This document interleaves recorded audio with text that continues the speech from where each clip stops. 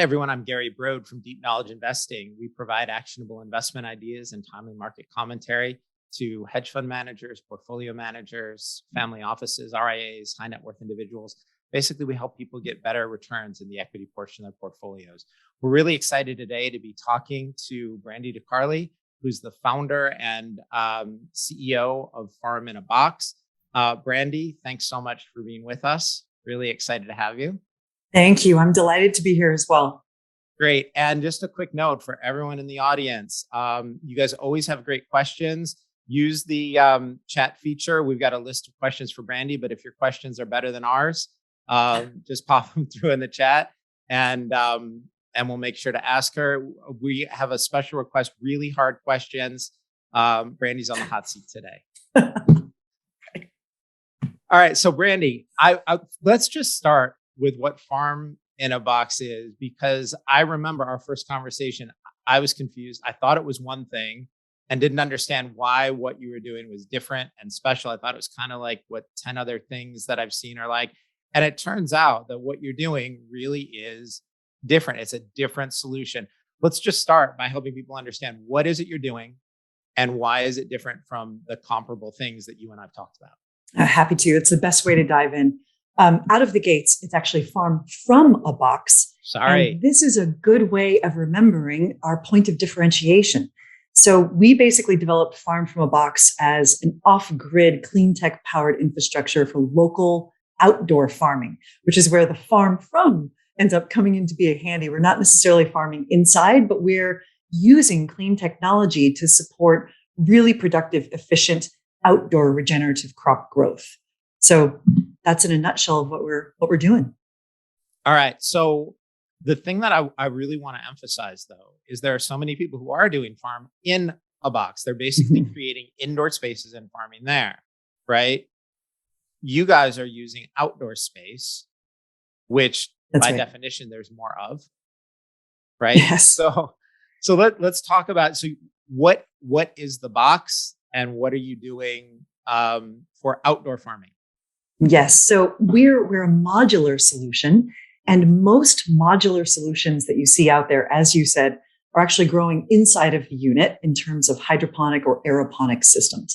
We see a lot of those that are out in the market. They have a very real need in terms of really localizing food production in urban spaces, within buildings, even in areas like Saudi Arabia, where there isn't much soil to be able to support outdoor crop production. But what we did was we decided to really flip it inside out and use the shipping container and the modularity of the shipping container to bring in a pre-installed system to support outdoor production, to really complement the outdoor growth and help stabilize it. So we have two patented products. One is in the original model, which is our 20-foot shipping container, and our brand new one, which is in a 40-foot shipping container. And if you can imagine it, it's powered off grid. So we have a giant solar array on the roof that powers the solar powered pumping, which goes through water filtration and then out into the field through drip irrigation. The drip irrigation is really important because it helps conserve water, save upwards of 60% of traditional irrigation systems, but also helps stabilize the crop growth and extend the growing season too. Inside of the shipping container, since we're not growing anything inside, is actually a solar powered cold storage unit. What most people are not necessarily familiar with, but many are, is that upwards of 60% crop loss actually happens in field because of lack of cold chain that's there. So we really wanted to address that and make sure that we were keeping those precious crops that were actually harvested cool longer before they get to market or before they're consumed. On top of these hardware systems, we also made sure that each one of our unit was connected with Wi-Fi connectivity. We have to make sure that we have Wi-Fi connectivity. You're at a significant disadvantage if we don't necessarily have connectivity these days. So that opens up market access, digital financial banking, and ties in with our data platform. The data platform basically is our remote eyes and ears on the system that helps us optimize the water and energy usage, but also just give the farmers real-time information so that they can really manage the farm much better as well. So it's kind of a combined hardware and software solution to be able to increase reliable production in outdoor crops, which means we're also crop agnostic. We can grow anything, any combination of crops, which opens up a lot of different opportunities for the farmer and just applying it to different market solutions. And the crops can talk to the farmers through the Wi-Fi? Yes, exactly. You'd be surprised. There are actually solutions out there that are starting to go down exactly that pathway where the crops can actually tell the farmer what's going on with them. But we haven't necessarily integrated that yet. We're going to wait for it to develop a little bit further. Are there certain crops that are more chatty than others, or how does that work? Definitely. We've got some really chatty ones and some that just are a little bit more stable. They like to be anchored, but the complementary companion planting is really important too. Very nice. Okay. So if you're using less water, you said 60% less water, which in many parts of the world is really a key consideration. Huge. And you can explain this to me, but I'm assuming that means that less fertilizer is washing away. Yes, completely, which is really important because on the spectrum of water usage in agriculture, I mean, you've got flood irrigation, which we know is incredibly inefficient and just drains away all of the nutrients in the topsoil and fertilizer away. Not efficient. Not efficient for water usage either.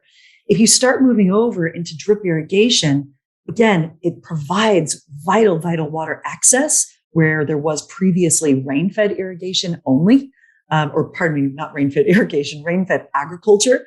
So drip irrigation helps stabilize that growth. But at the same time, by delivering water precisely to where the roots of the crops actually need it, you're really building in that health of the soil and giving the plant exactly what it needs when it needs. So you're not wasting any inputs, you're not wasting any water, and you're really keeping it full cycle directly there within the farm. Got it. So if you have one of your either 20-foot or 40-foot units, how much acreage can each one of those units handle? And does it depend by crop? It does depend a bit by crop because just like there's chatty crops, there's thirsty crops. So if we were to look at the original model that we designed, the 20-foot shipping container can basically support anywhere between 2 to 4 acres of thirsty irrigated crop production. If we go lower than that, the ROI is just not necessarily there for our system. But past 2 acres, then it really becomes attractive for farmers to be able to get a return from that. So counts it as 2 to 4 acres for that one. We can go a little bit beyond if they're less thirsty crops. And our new commercial model grows about 10 acres of thirsty irrigated vegetable crops and can go about up to 30 if we start talking about commodity crops.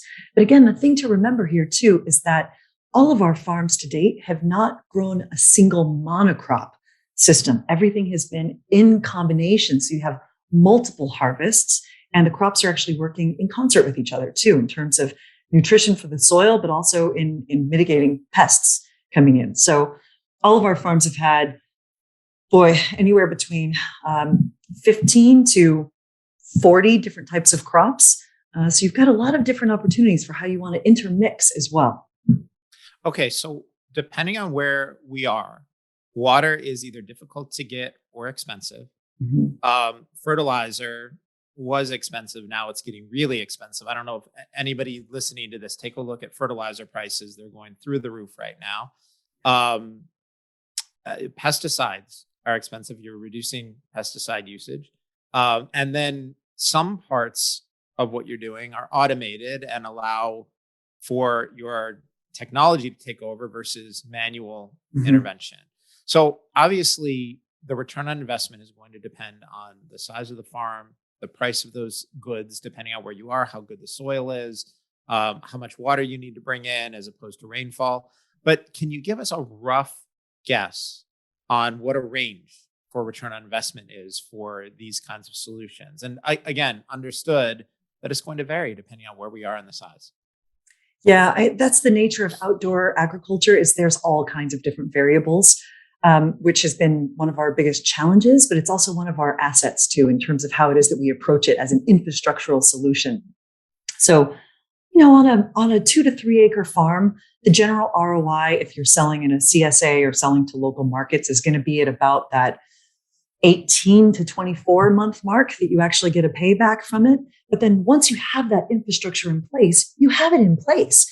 So you don't have any electric bills because it's renewably powered. You've got pumping. You've got cold storage access, which is incredibly expensive. I was just speaking with a woman the other day that's a commercial farmer, and she's literally storing her crops in 4 refrigerators in her garage. This is how much of a need this is, and that's really pricey to be able to do. So it is going to actually vary and depend. On the commercial side of things, bringing this sort of high-tech, clean-tech infrastructure in to support regenerative crop production is a really interesting combination, because we're not shipping anything organic as a part of our system. We're purely a toolkit, a technological toolkit to support regenerative crop production. So part of the shift in going regenerative is that we're incorporating much more sustainable practices, which are less input reliant, where it's really trying to break a lot of that dependency in terms of the farmers. So there's economic gains to be had by going more sustainably as well, which is compost, mulch, intercropping, crop rotation, intensive planting together. There's a project that we're about to enter into in Uganda where there's a large scale commercial buyer that's going to be purchasing passion fruit that's grown by the farmers. But intercropped with the passion fruit is going to be all kinds of other vegetable crops that help with the production of the passion fruit, but end up creating another value stream and revenue stream for the farmers as well. So there's a lot of different ways in which you can really maximize what the production is and what the economic benefit is of having a clean tech powered infrastructure. Okay. And how scalable is a solution? Is this a great solution for, an individual local farmer who's just sending stuff to the local farmers market? Are we talking about something that would work for small farmers who are running, like family farms, or can we scale to industrial levels here? We don't necessarily want to scale to industrial levels, but commercial levels, yes. So when we look at the farmer population in the world, 3 out of 4 farmers are small scale farmers, but they're the ones that really lack the infrastructure to elevate their production to a commercial level. So this is where the fun comes in with the modularity of our system. For example, I listened to your previous episode with Terra Eco Destinations, and when he was talking about the fact that there's no cookie cutter solution and that each one is a little bit unique, our system is very much the same way, in that by nature of outdoor crop production, no two are exactly alike. But in the modularity of the design, that really opens up the opportunity for the scaling potential, so that we could actually help support a small scale producer that's growing and selling at a farmer's market, or selling to a CSA, or selling to a local restaurant, or supporting a local restaurant, 2 to 4 acres again. And then what we're starting to do now is really get into how Farm from a Box can act as a decentralized solution for rural and remote agricultural supply chain production. So what would happen if we end up deploying multiple of our units all within a certain region to basically uplift production on the commercial level, like what you were talking about? Then suddenly you've got a clean tech powered drop-in system to be able to really uplift an area in terms of their agricultural production and really increase the economics of what their production is. Amazing. So Brandi, I think you've covered this really well, but I want to make sure we're not missing anything. One of the questions that we wanted to go over is, there are other similar companies in the space, other modular ag tech companies. I think you've explained really well what differentiates you. Is there anything else? Like, are we missing anything on this that we should be going over? Yeah, I mean, there's quite a few things. I think one, bare bone basics is we're crop agnostic. So we can grow absolutely anything. And that is not necessarily possible when we're talking about the internal. And the way that I see it is our solutions are complementary, where there's going to be certain markets that are perfectly suited for a hydroponic, aeroponic indoor solution. We're perfectly suited for other market opportunities at the same time. Because we're growing outdoor, we also have the opportunity to really be able to utilize our system in terms of carbon and carbon markets to be able to help monetize that for farmers as well. Whereas the indoor solutions can't necessarily do that because they're growing in a controlled environment system. The other thing is, operationally, because our system is powered off grid and indoor production facilities have a very heavy power load, that opens up different opportunities for us to be able to be much more energy efficient as well, which is important. And the fact that we can serve a different market. Again, as a decentralized system that is independently powered, you can drop our system out on the border of the Congo and suddenly we're producing a productive farm. That's not necessarily going to be the case when it comes to internal hydroponic solutions. So we're complementary in that way. But I think the biggest differentiators are really in the fact that our system as an infrastructure helps with crop production, helps with market access, helps with information access, and it can tie in with a lot of different things too, but really work in a different market area. Got it. And I'm taking a look at some of the people who are listening to this call. I know some of them are actively involved in farming projects in all different countries themselves. And I get it, like 20 feet, 40 feet, modular, different aspects. But can you give people a rough idea of a range of price points that you guys sell at? Yeah, our systems, number one, can be financed, so that also helps. But for the whole system, inclusive of the data package that we have, for the 20-foot unit, it's basically about, depending on the configuration, a good key point is probably $80,000, just to use as a benchmark in your mind. And for the 40-foot unit, we're at $199 for the entire system. And again, once that system is in place, you've got a solid infrastructure that's really going to last for years to be able to help with the production. Okay. And obviously, everybody has been reading for the last year about supply chain issues, right? How are you guys, one, how are you sourcing? Two, do you have enough product? And three, are you producing now, or like what's the next step for Farm from a Box? No, great question. So interestingly enough, with every challenge, there's always an opportunity. And so when really seeing through COVID-19, we're all familiar with the breaks of the supply chain that we're really exposed and the fragility of our current supply chain and distribution channels. And seeing that, we knew that Farm from a Box was uniquely positioned to be able to really respond to that. And again, it comes down to centralized versus decentralized. Because we really designed our system as a decentralized modular model, that allows us to be able to apply our solution in areas that were cut off from traditional supply chains, or quite frankly, were never a part of them to begin with. So this is one of the new arenas that we're really stepping into, where we're utilizing our model as opposed to one farm at a time within a certain area.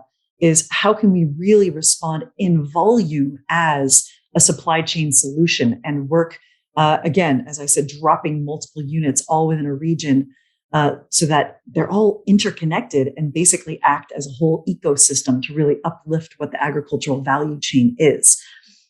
And I don't want to get too stuck in the lingo, but just imagine this. We all know this that are on the phone or on the line, pardon me. Island nations, for example, is probably the first thing that comes to mind in terms of being cut off from traditional lines. If you look at the food costs in Hawaii, or what happens to different island nations when there's a storm that comes through, which we know reliably happens on a seasonal level at this point in time, instead of bringing in and importing food, which is very pricey, and even then, it certainly doesn't lend itself to resiliency, economic or food access wise. What can happen if we really work to strengthen production directly there within local areas? And this is where this independent, decentralized infrastructure can make a huge, huge, huge difference. On top of that, you'll see this is where I start to get excited. So forgive me if I'm turning up the volume here. Wait, this is where the excitement starts. This is the moment now. All right. This is the moment. Mark it. Here we go. So on the onset of Farm from a Box, we really designed it to be a global solution, but really grounded in localization. And I've said that so many times in terms of how we can localize things in terms of economic gains, but also productivity. Well, we integrated that directly into our fabrication and manufacturing as well. So that when we did our first project in East Africa, we actually took the time to set up a fabrication hub directly in Dar es Salaam, Tanzania, so that we were not shipping from the US, but instead we're really bringing in systems that were manufactured directly in country.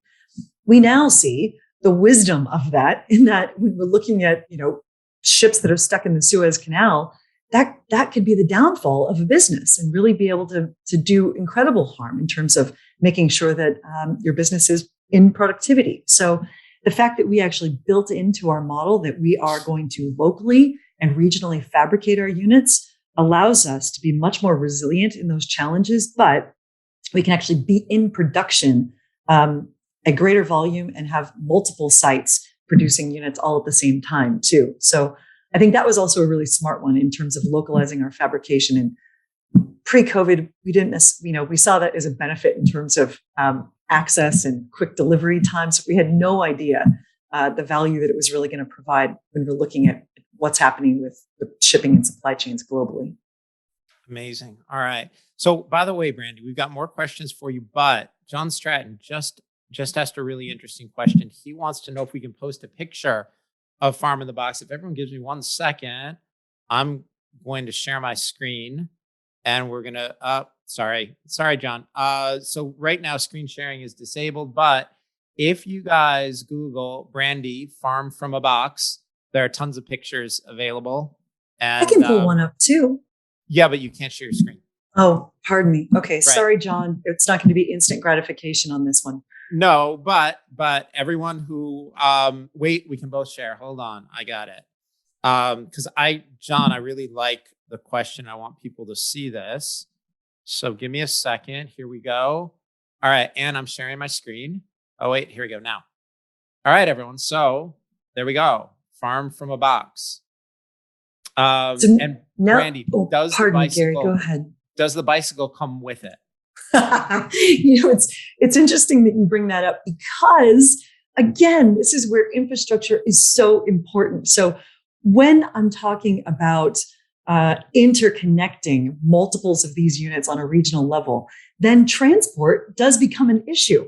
So because we have this sort of core pillars of power, water, cold storage, connectivity, it opens up possibilities for being able to layer on other solutions, whether that's a hybrid system in terms of our power, so it's not purely solar, but it also comes down to transport. So what if, and we're doing this with one of our projects coming up in Uganda, we use some of the power of our system, increase the power and direct a different set of power to be able to charge EV bikes or little EV trucks to make sure that there's better transport between the two. So while that particular bike is already claimed and spoken for, it does open up opportunities for being able to connect in with different clean tech solutions too. All right. So sorry to everyone who's disappointed about wanting that bike. But if you buy, I think what we just heard Brandi say is if you buy 2 Farm from a Box units, you can get a free bicycle. That's right. It's the 222 special. that's right. Right. She'll send you a coupon for that. All right. Just use it when you check out for a free bike. By the way, everyone, I made that up, so don't count on her for the bike, but everything else looks really good. I'm going to get flooded with bike questions. Right. Exactly. Right. Brandi, we're here to take bike questions as well. So Brandi, I will tell you, I think this is a great idea. And it's interesting and it's exciting. But whenever you and I talk, the thing that just jumps out is your infectious enthusiasm for this idea. It's really clear this is not only a chance to make a great return, but it's a passion project for you. Tell us a little bit about your story. What got you interested in farming and crops and solar power? Did you just wake up one morning with this Energizer Bunny energy, or what's happening here? I'm afraid the energy kind of came with it, but the passion has grown. Out of the gates, I'm not actually, in truth, coming from an agricultural background, nor am I coming from a technological background, nor is my co-founder, Scott Thompson. But instead, what we're really seeing was we saw a problem and we knew that we could approach it differently. So I think that was step one in terms of being able to really ignite the passion around what it was that we're doing. Years ago, at the onset of designing and developing the concept of Farm from a Box, Scott and I were actually working on a project in Kisumu, Kenya with the UN Habitat, and we were using modified shipping containers to build a youth empowerment center. And at the time, we were really using the shipping containers to bring in resources that the community lacked, largely around an educational clinic, a small health clinic. Using sport is really sort of the centering piece for the community. And then it just became really obvious that we needed to address the foundational need of healthy, nutritional food access directly there within the community. So perhaps a little naively, we thought, okay, great. Well, why don't we just put all of the components that are needed to be able to grow and sustain a small farm in a shipping container and use that as the way of pulling this into the community? And that was the birth of Farm from a Box. Now, our original concept is so far away from where we are now. And as we've really worked on this, because our, at the time, lack of expertise in the area, we really just worked to surround ourselves with people that did have that expertise. And so we built really strong partnerships along the way, from both the academic side with the early R&D stages to commercial partnerships of working with Netafim on our drip irrigation, and working with Grundfos, the world's largest pump manufacturer, in terms of having really solid pumps be a part of all of our systems. So I think the passion, oh God, I'm actually going to say this live, but uncensored. I'm not necessarily passionate per se about farming, but what I am passionate about is what farming enables.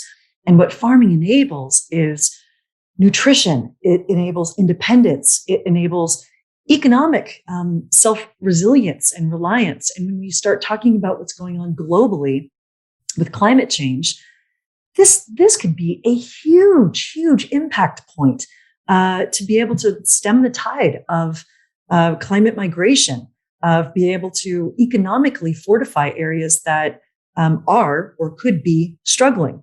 One thing is I had the pleasure of taking part in COP26. And this was my first time actually participating in COP26.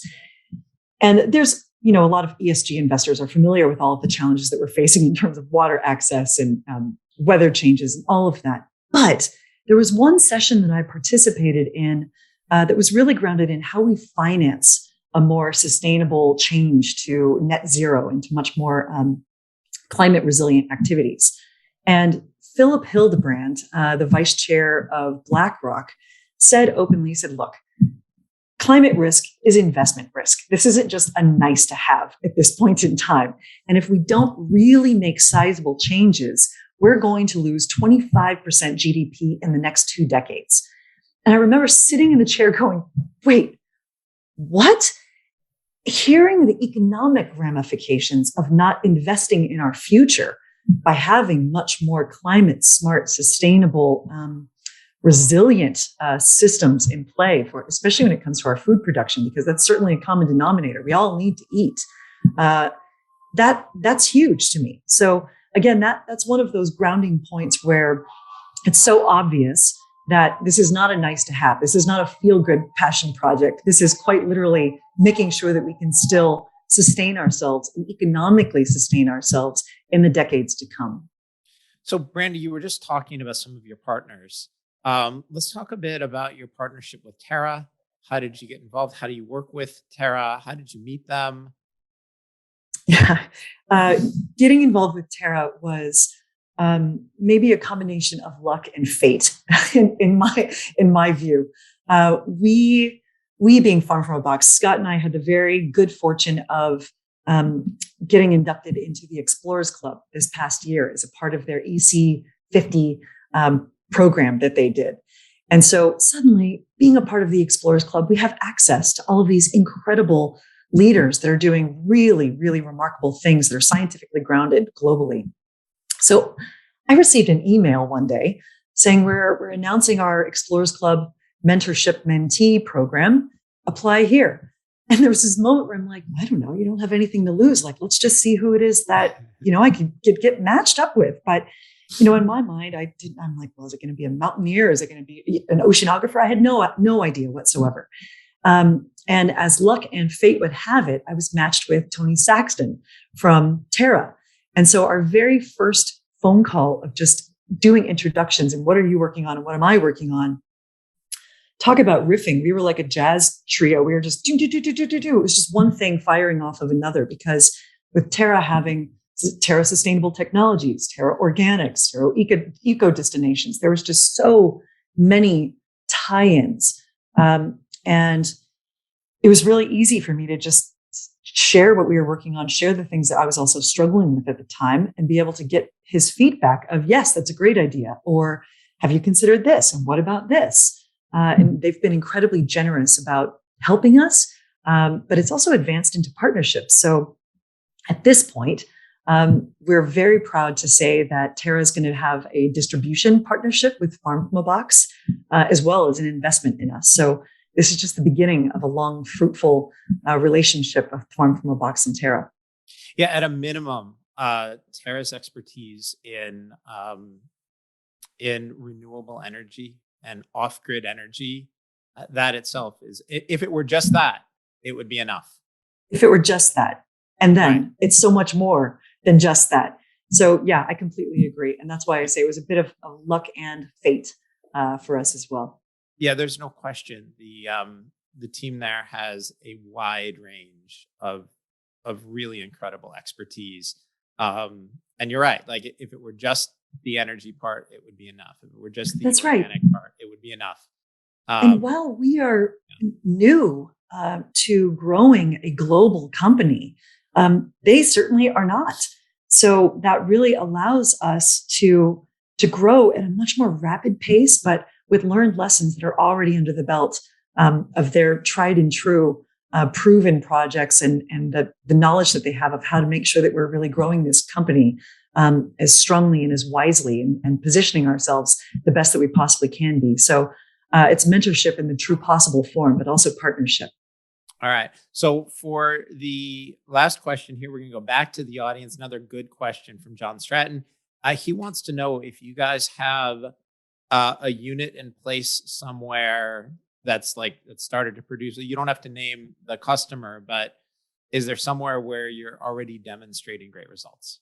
Yes. And to be honest, John, we're demonstrating great results with all of our farms, even though they're all quite different. So two examples out of the gates that I'll just pull from that are very different to be able to give you a little bit of the range.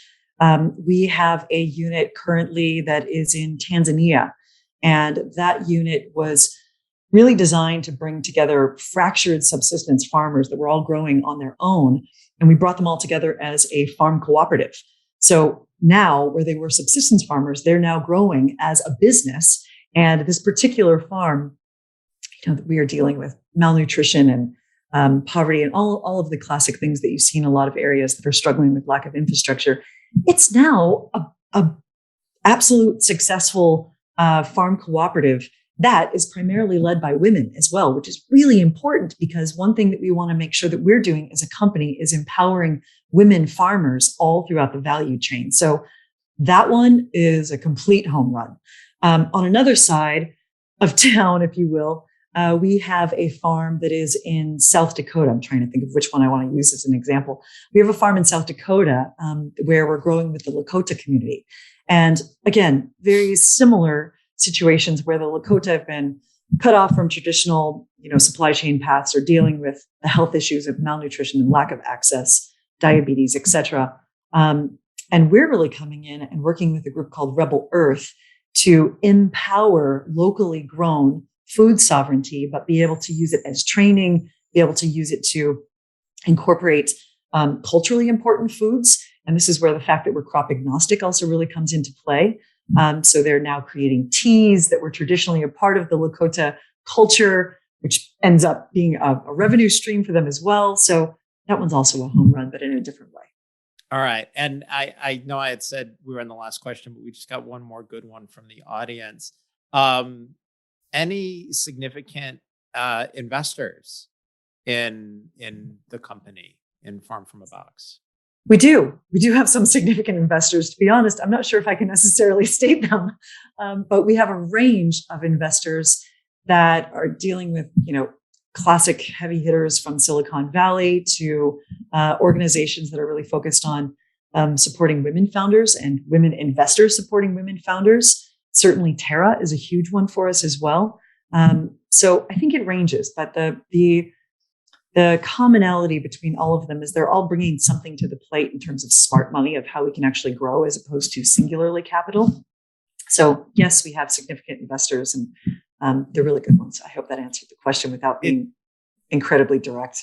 It does. As much as everyone loves the name dropping, we do respect the fact that you're treating your investors with discretion, and I'm sure that's something they'll appreciate as well. And if they want to come out in public, then they can make the decision to do that. But absolutely, I'll hand them the microphone.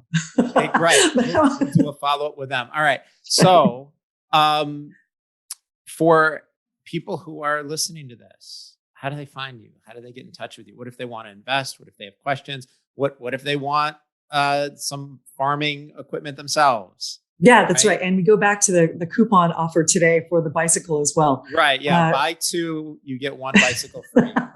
Exactly. That's right. You're welcome to contact us directly through our website, farmfromabox.com. Additionally, please do feel free to contact me directly on LinkedIn, Brandi DeCarli, Farm from a Box. I'm happy to be able to connect with people directly there also. All right. Terrific. Brandi, thank you so much for your time, for being the Energizer Bunny of the farming industry. So much fun talking to you. And thanks for like this great explanation on alternative farming. Love the conversation. Yeah, thank you so much. Pleasure to be here. And thank you to the Terra team as well. Yes, thank you, Terra. So glad you guys were hosting this. What a great conversation. Thanks, everyone. Thanks, everyone. I'm Gary Brode. So glad to be hosting and working with Terra Group. Thank you so much for joining us on Terra Stories Impact Investing Series. You can find us on terrastories.bz for future episodes. Looking forward to seeing you there. Thanks.